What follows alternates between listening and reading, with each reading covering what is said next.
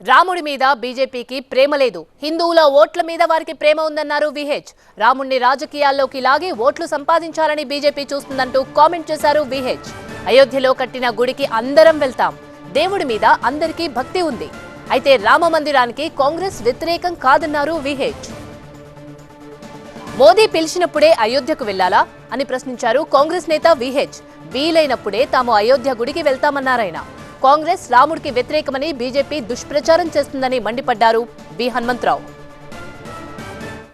కేవలం ఎన్నికలు వస్తున్నని రామ జన్మభూమిని ఉపయోగించుకొని అందరికి ఇన్విటేషన్ పంపించాలి. దేవుని దగ్గరికి మాకెందుకు ఇన్విటేషన్?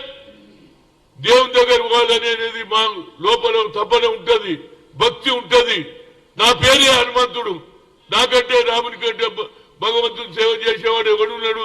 కేవలం పొలిటికల్ చేస్తూ. అందుగురించే మా రాహుల్ గాంధీ అన్నాడు, ఇది పొలిటికల్ గేమ్ అన్నారు.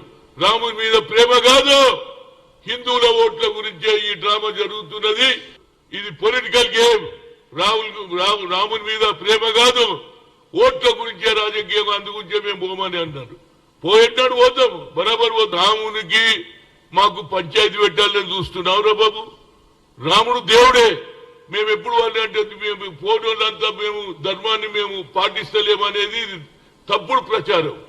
భక్తి అనేది అందరికి ఉన్నది, భక్తి ఎవరికి లేదు. దేవుని మీద భక్తి అందరికి ఉంటది.